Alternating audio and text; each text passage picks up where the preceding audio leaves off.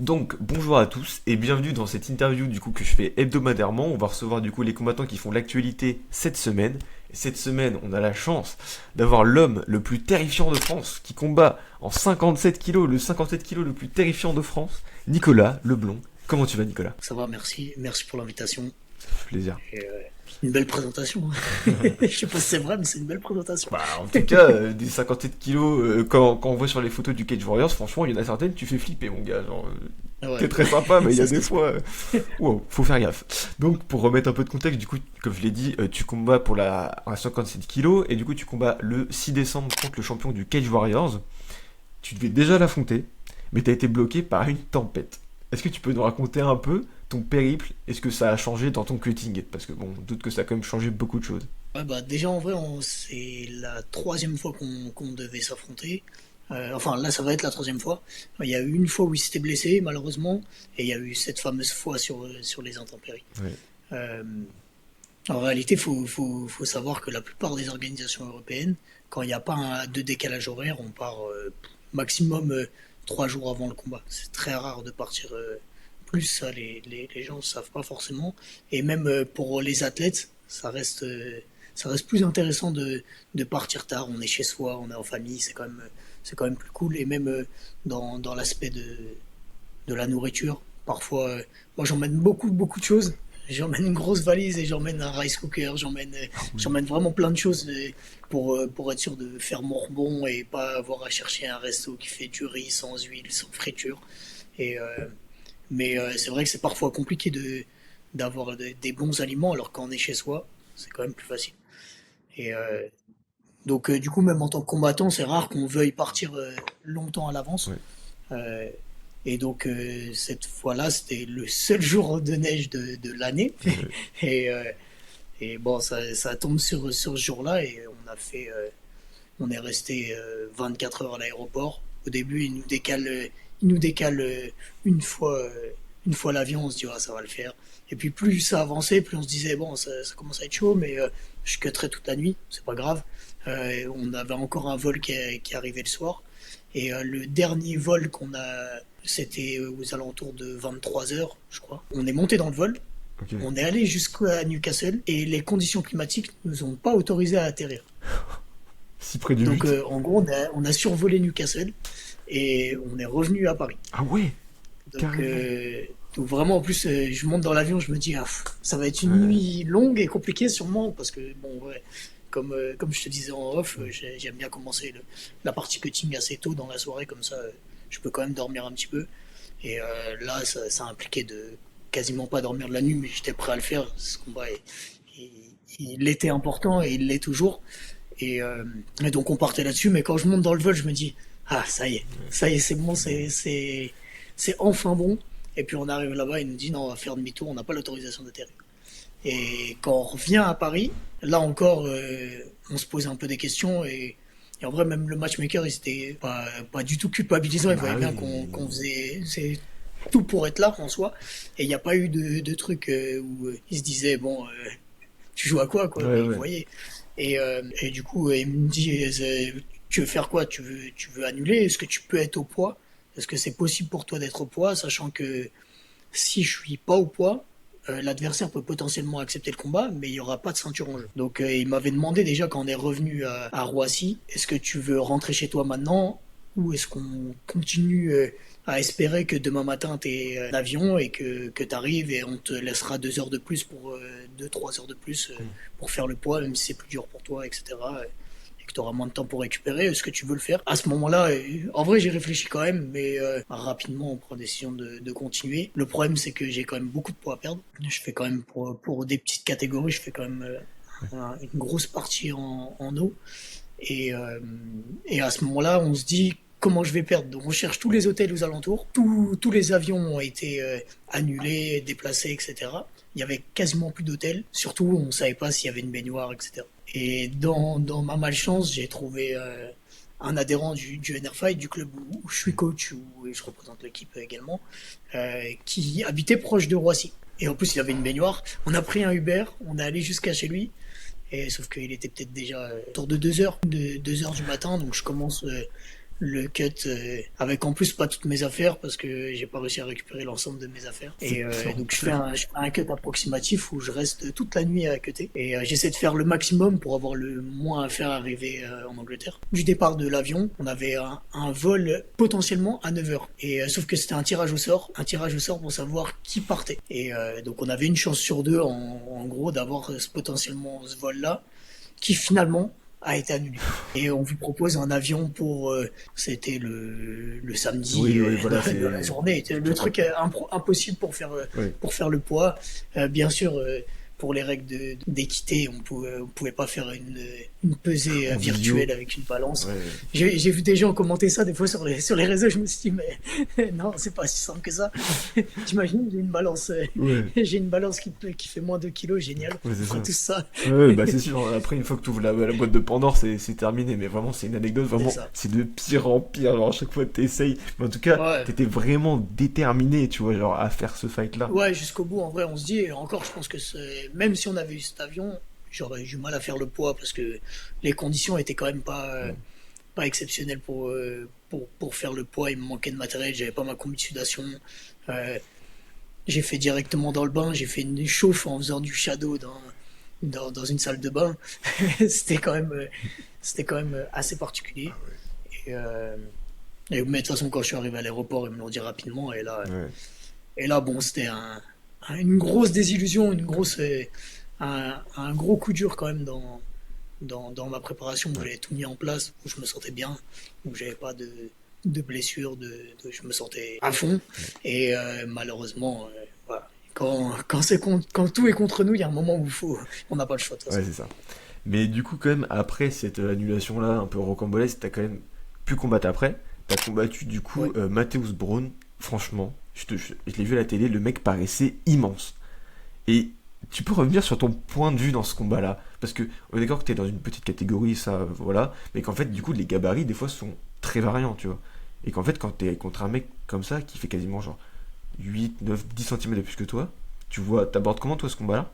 Je trouve que les catégories, elles sont de pire en pire, entre Mhm. guillemets. C'est-à-dire que maintenant, pour un profil qui fait moins de 70 kilos ou autour de 70 kilos, à très bon niveau, hein, je parle début pro où ça va un petit peu changer, mais quand on regarde les gars dans les grosses organisations européennes ou à l'UFC, les mecs sont tous aux alentours de 70 pour une KT comme la mienne, qui est 57 kilos. Du coup, les KT ont vachement changé et ça amène des profils comme l'adversaire brésilien que j'ai eu à descendre de catégorie. Il avait fait 61 et je crois il a eu une carrière avant en pied-point où il a combattu en kick et en taille et il combattait dans la catégorie au-dessus. Et pour le MMA, il est descendu à 57. Donc, Mais ça reste du coup des profils où les KT bougent énormément et on peut avoir des profils qui font des gros régimes et ça donne ce genre d'opposition. On a beaucoup cet aspect de Brésiliens qui viennent perdre.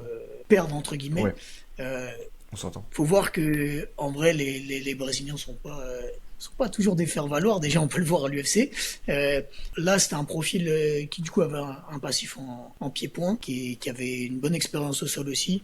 Et il sortait du LFA. LFA, c'est Oui. une des organisations qui signe le plus d'athlètes à l'UFC. Et il avait signé une belle victoire par KO.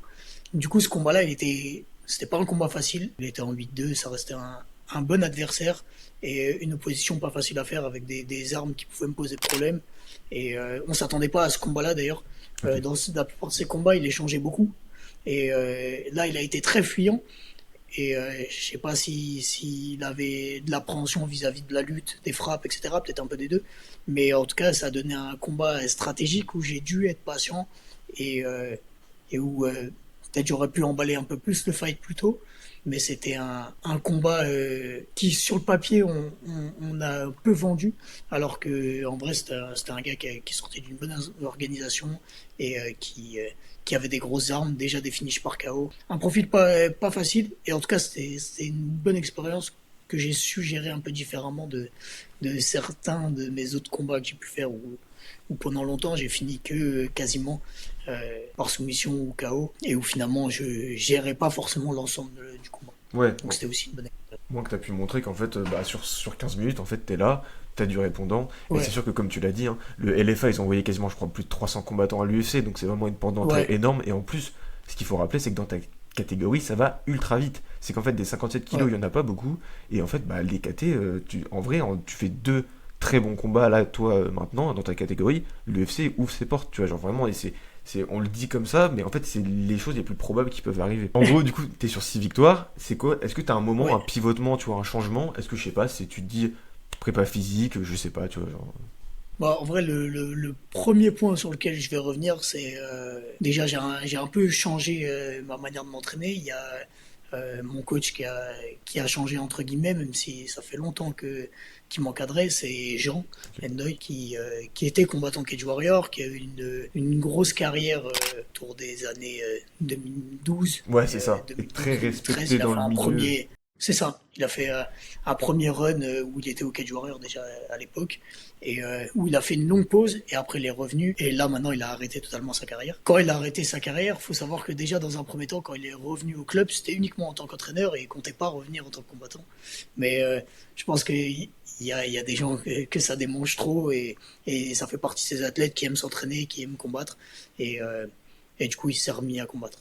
Mais dans cette phase où il combattait encore, il me filait un coup de main, mais c'était pas un coach principal comme il peut être maintenant. Et c'est vrai que la transition, là maintenant que Jean il s'occupe quand même beaucoup de moi, même si j'ai pas mal d'aide, j'ai mon partenaire Nicolas Filipponi qui m'aide pas mal sur le sol, j'ai mon ancien entraîneur Mamour Fall qui m'aide toujours. Mais c'est vrai que Jean il a changé plein d'aspects sur ma manière de voir le combattre et sur mon striking. Et je pense que l'évolution, en tout cas sur le fight IQ et sur le striking, j'en dois une partie à Jean. Et ça, je pense que ça a changé quelque chose. Et c'est aussi pour ça que je suis sur une série de 6 victoires. Ok. Il y a d'autres éléments. Je pense que il y a le côté physique. On est à maturité physique selon les athlètes, pas au même moment. Et je pense que cette maturité physique, liée à la préparation physique, qui m'a beaucoup aidé. J'ai été encadré par Rémi Lancou, qui a encadré beaucoup de monde. Et maintenant, je fais ma propre programmation. Mais pendant longtemps, il m'a beaucoup aidé et formé. Et ça m'a aidé à arriver à un point où je pense que je suis à bonne maturité physique. Et après, il y a tout l'aspect fight IQ, l'intelligence de combat qu'on peut développer au fur et à mesure des années. Et je pense que c'est un ensemble de toutes ces choses-là qui ont fait que, entre l'expérience, entre le physique, entre l'arrivée de Jean en tant que coach principal, qui a fait que j'en suis là aujourd'hui. Ouais, c'est ça, en fait, ça a fait un cocktail qui t'est franchement. Qui a fait un cercle vertueux vraiment autour de toi. Donc, t'as même enchaîné, du coup, plusieurs finitions de suite au Cage Warriors. Est-ce que t'as un peu ta préférée? Parce que t'avais quand même mis un bulldog choke. À un moment, moi la mienne, Ouais. je t'avoue, moi, c'est l'uppercut. Quand tu mets un uppercut et que le mec, il sait plus où il habite, franchement, c'était exceptionnel. Est-ce que t'en as un peu une préférée ou pas du tout? Ouais, c'est comme toi Ouais. contre l'italien Michelangelo Lupoli. Euh, pour plusieurs raisons déjà parce que il était sur une montée aussi. Cage Warrior le montait bien. Le Cage Warrior me montait bien et il y avait vraiment un truc où on était vraiment sur un pied d'égalité, même si je crois qu'il était annoncé favori théoriquement. Mais il y avait quand même cet aspect de vraiment opposition où on nous vendait tous les deux et il y avait le fait d'être chez lui. euh, D'arriver en Italie et où le public était forcément acquis à sa cause, même si en vrai j'avais un gros groupe d'amis qui étaient là et c'était cool. Euh, mais euh, mais il y avait ce côté-là d'enjeu et où j'ai senti la première fois aussi, pas la première fois, mais je sentais vraiment que c'était une occasion de briller qui m'amènerait déjà rapidement à la ceinture, théoriquement. Ouais. Tout fait que ça reste un de mes combats préférés et bien sûr le combat en lui-même où je fais un bon combat qui se clôture par un finish. Qui se termine très très bien pour toi, hein, ça c'est Ouais, sûr. Du coup, t'en as parlé, à ce moment-là, en fait, tu commences à monter et en fait, la ceinture devient limite évidente, d'autant plus que, on le rappelle, du coup, la ouais, petite catégorie. Et t'es du coup on te met déjà face à l'adversaire que tu vas affronter cette fois. Donc, ton adversaire là, il est sur 7 victoires consécutives, dont 2 défenses de ceinture. Je voulais un peu savoir comment tu te prépares face à un adversaire qui a pas perdu depuis longtemps. Tu vas regarder du coup tous ces combats, voir des micro-détails, mais tu vois, il n'y a pas un truc où, bah tu vois, genre maintenant, tu regardes un mec en amateur, tu vois qu'il se fait traîner au sol pendant 3 rounds, bon, tu sais qu'il ouais. faut aller en lutte. Mais là, face à un mec qui a pas perdu, du coup, tu t'accroches à quoi? Tu t'accroches à des petits détails? Ou est-ce que vraiment tu vas regarder Ouais, ses anciens combats parce que aussi les mecs c'est progressent, des tu vois. détails. Après, on a regardé ses combats. Oui. Comme dirait Jean, j'en ai marre de voir Hack. Eh bah oui. On en a marre de le regarder. Ça y est, on veut passer à autre chose. Ouais. En vrai, il y a quand même des éléments. Après, je pense que il y a 10 ans, même un peu moins, et ben, c'était facilement ça. Il y avait un point fort, un point faible, et c'était assez caricaturé. Là, je pense que la stratégie, c'est plus des petits éléments, des points forts, des points faibles de lui, de moi, et qui font qu'on pense que dans certains aspects, on va prendre l'ascendant. Pour mettre fin, entre guillemets, à sa série de victoires, pour moi, il y a vraiment un élément. Il a affronté des gars forts, je remets pas ça en question. Ça prouve un certain niveau, je crois qu'il est autour de 60 mondial, donc Ouais. c'est pareil, ça. C'est un gros combat et je dénigre pas quoi que ce soit ou qui que ce soit. Mais je tape fort, ça je l'ai prouvé. Mais je suis précis. Je suis Ouais. précis et si il y a une occasion, que ce soit sur lui qui s'engage ou sur moi une occasion d'aller chercher une bonne frappe, il m'en faut pas beaucoup.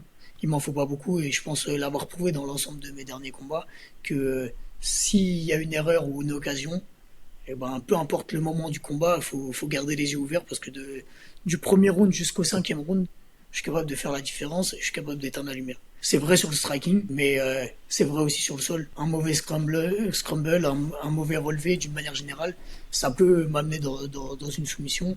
J'ai une grosse expérience au sol aussi, et c'est même à la base mon point fort. Et à la base. Mais Parce que maintenant, bon. à la base, même si ouais, maintenant on me voit presque plus comme un striker, mais en vrai, je suis très opportuniste au sol, et c'est pareil. Que ce soit dans tous les test matchs que j'ai pu faire sur ces dernières années, du coup, avec cette préparation qui est infinie, j'ai envie de dire, euh, et ben j'arrive à produire, à être dangereux du premier au cinquième round. Je l'ai prouvé sur 3 rounds, et je vais le prouver sur 5 rounds si on arrive jusque-là. Ok, parfait. Justement, on parlait de cette prépa que tu penses infinie, où franchement tu t'es beaucoup préparé. Est-ce que justement le fait d'avoir fait une préparation aussi longue pour lui, est-ce que tu te rends pas, tu te dis pas quand même, c'est la troisième fois que je dois l'affronter, je suis quand même vachement plus confiant que la première fois. Parce qu'au moins, tu sais, t'as ce truc de, tu l'as beaucoup bossé. Ou peut-être que tu étais déjà très sûr de toi la première fois, ça j'en doute pas. Mais est-ce que tu es quand même un peu plus sûr maintenant de toi? Plus confiant? C'est différent. On est toujours confiant avec des doutes, hein. Mm. Les combattants qui disent qu'ils sont totalement confiants à 1000%, il y a toujours une part de doute.